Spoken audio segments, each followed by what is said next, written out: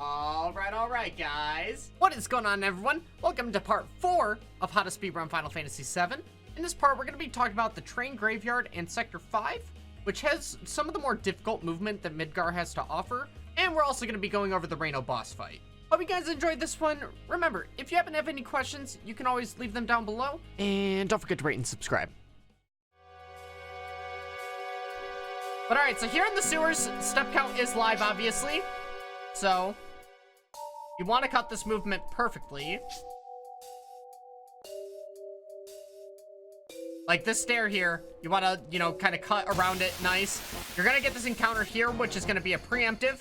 Preemptive encounters like this allow you to quick escape instantly. Like, you don't have to change. Don't try changing rows or anything. You just get the quick escape. From here, you're going to continue running until you grab this materia. Once you grab the materia, you're going to walk 6 steps. So 1, 2, 3, 4, 5, 6. And then continue running from there.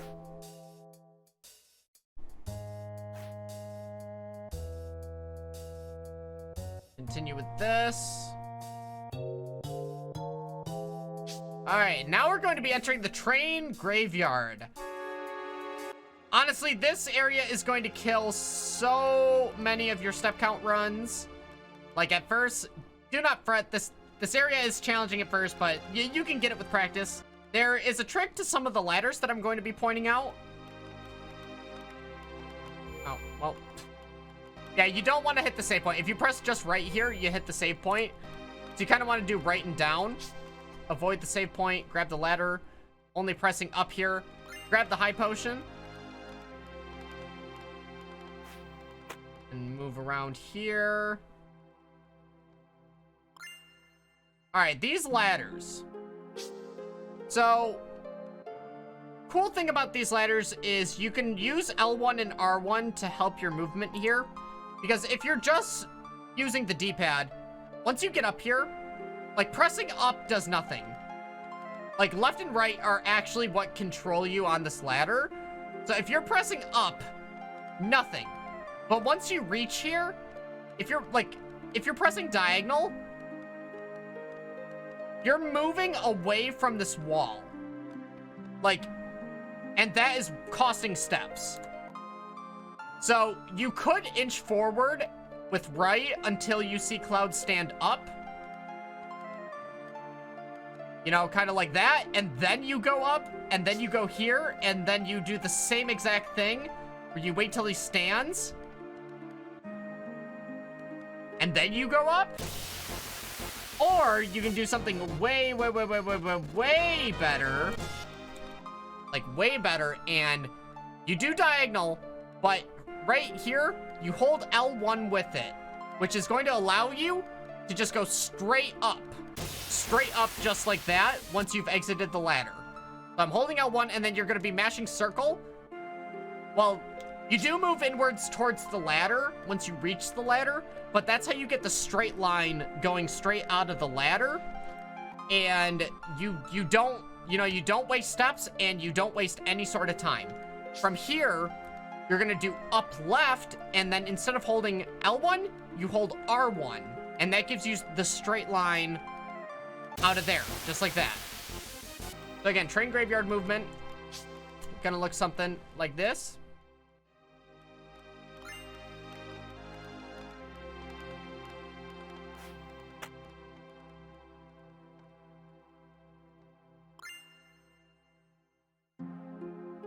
I actually want to make a state. Because from here, this next encounter, you're going to want to familiarize yourself where this happens based on where you got the last encounter. And this is because we can actually do another menu skip on this encounter.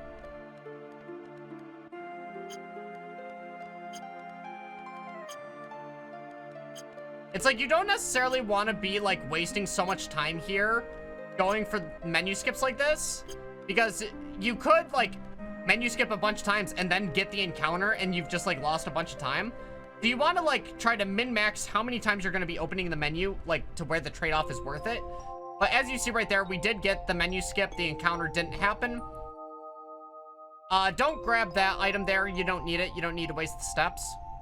If you find yourself struggling with step count at this point in the game, you can do what's called double training, where you take this train to move it, and then what you would traditionally do is you would get this encounter like right here on the tracks, and then you have this much movement to get into the train, the next train. So from here to here. So that's a thing. But what you can do is after you exit the first train, you can do what's called double training.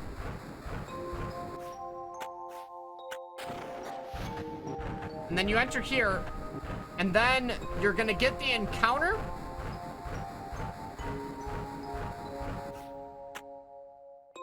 You'll get the encounter like right there, and then this walk into the second train is actually less steps. So from here and to here is less steps than what it was the other way. But, you know, since I'm going to be demonstrating, you know, top level route stuff, let's continue with this step route and what this looks like.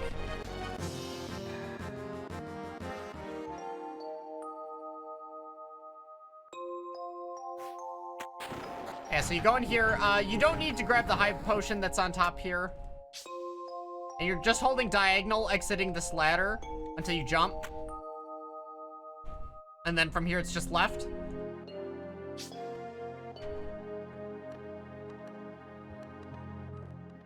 Okay. All right, so one thing you can do, you know, we have some stairs movement where you're moving, you know, in a circular manner. You can hold L1, which will always keep you inwards towards the corner, which can kind of shave off some steps around each corner. I personally do not do this because sometimes you can accidentally walk backwards, but it is a thing you can do if it's something that you end up getting comfortable with, you want to experiment with. You can hold L1 to make stairs movement tighter, but I personally prefer to not do it. Yes, this is all just running. Step count is live on these stairs. Now with Reno. Reno. Typically a straightforward fight. There is some variance that we can do. So you're gonna want to try to get as many first turn grenades as possible. Not gonna get any in this scenario.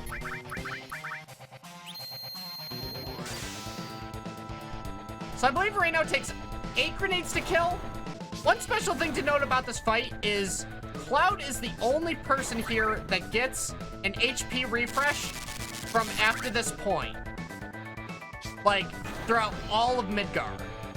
So, you kind of want Cloud to take most of the damage here because you need to be aware of what Tifa and Barrett's health are going to be in fights coming up.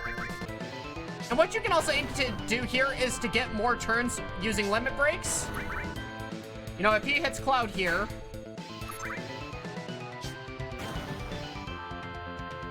get a nice limit break. This is also good if you get like an odd number of first turn grenades, because getting a limit break in will allow you to cut one of Reno's turns. So yeah, just like that. What you can also do instead of that limit break is you can attack with Cloud one time if you happen to not have a limit break. And that will allow you to cut one grenade throw. Because again, you're gonna want to try to figure out how you can cut as many grenades as possible so you can, you know, end Midgar with either 0 or 1 grenade is preferred. But yeah, so you just throw grenades at him. You can attack once with Cloud if you want. You know, you can big shot with Barrett. You can Braver. Attacking with Barrett is a little because Cloud does more damage than Barrett at this point with attacking. Yeah, Barrett, like, sometimes his attack is just too weak to where it doesn't save you a grenade throw unless if you attack a second time, which will waste time. So generally I like to only attack with Cloud here. All right, so again, we're just gonna be proceeding with story here. You know, it's the same stuff. You know, nothing fancy during these scenes. Right here, you want to actually talk to Barrett because Barrett's gonna be moving around because you need to mash on Barrett so that he finds the wire here. But if you keep, like, mashing, you will sort of, like, stop him from doing anything. Like, right here. You might not even be paying attention. You're just, like, mashing away, and Barrett's just like, oh, yeah, let's get the wire. Let's get the wire. And, yeah, nothing's happening. So, be conscious about this. Don't overmash, but you need to mash to proceed stuff. Tifa's up here, and then you're up here. And then from there, you're good. Alright, so again, just gonna be some dialogue. Alright, so now we're gonna be entering the construction zone. You know, this is another area that's kind of difficult with movement. But, again, you know, just practice it, and you'll definitely get it. We'll get it down eventually.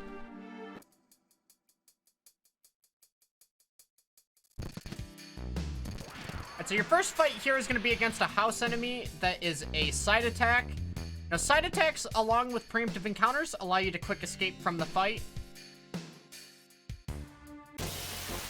So this one's really nice, you know, a nice fast escape.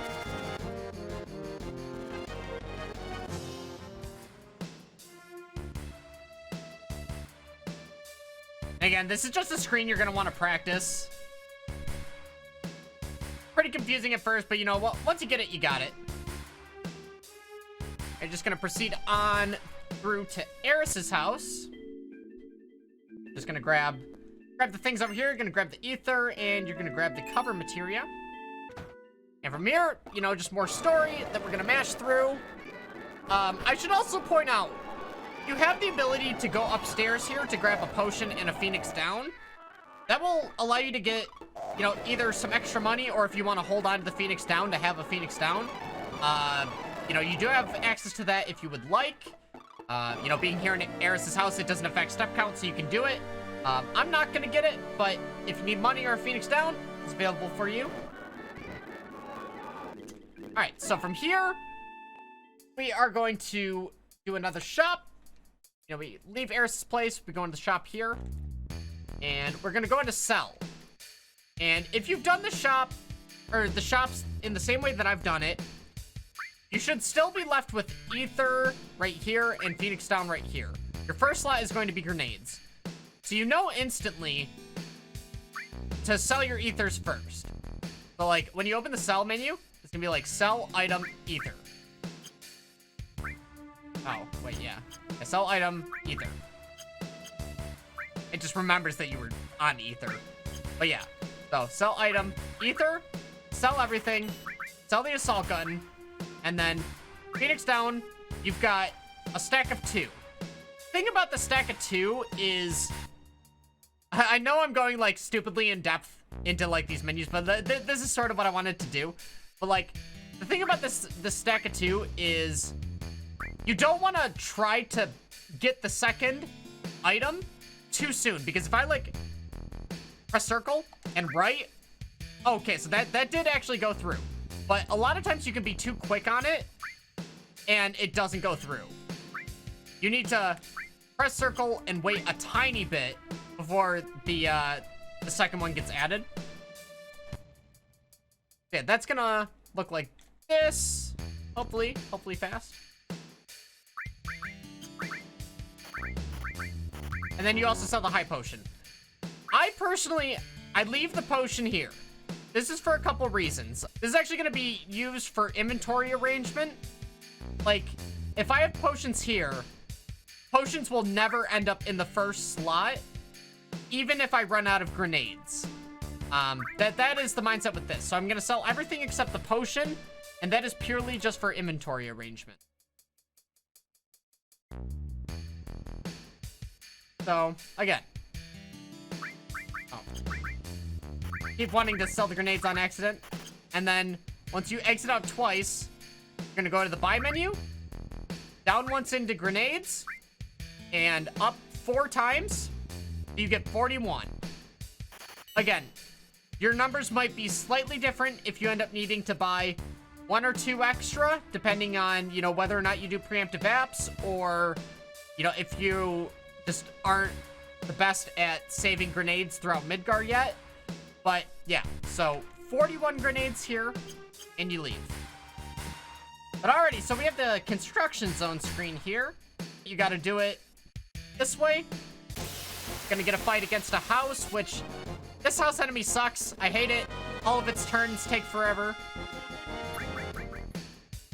All right, so when you make this turn, coming around this corner, you can literally just hold upright. Because a lot of people think that, oh, I have to get on this plank and walk up the plank. No, you actually, you kind of don't. Because literally, if you just hold upright, you just go up like that. You kind of just, like, walk on nothing. Makes it nice and easy. But okay, so honestly, this part right here is a part where I sort of diverge from what a majority of the FF7 runners do. And I used to do this for the longest time also, where you go into the materia shop here and you buy a cover materia. You may want to do this starting off. I'm literally only saving 10 seconds by not buying the cover materia, and I'm making the run, like, riskier. It makes the end game, you know, a little bit more difficult, but you're also at the mercy of RNG regardless. So, you know, starting off, you might want to get the cover materia, but honestly, you already have one cover materia, so you do have the ability to cover. It's just you're not going to have as much of an ability to cover. So, do this at your own risk. But there are ways, like, because you're spending the 1,000 gil or whatever it is on cover, we do have ways to account for this, so don't worry about money. You can buy the cover materia or don't buy the cover materia. It's up to you. I personally don't buy it, so this tutorial will be centered around not buying it, but I will also tell you when you would need to equip any sort of cover materia, because you're never just going to equip only one cover materia. You're always going to equip both of them when you have both of them. Don't forget to buy the batteries, you know, from the weapon shop here. That is, like, the most important thing. Definitely the most important thing. Okay, from here, just easy dialogue. Easy peasy. Alright, so this guy right here, you literally just listen to when it creaks, and then you hit the button. Oh, nice and easy.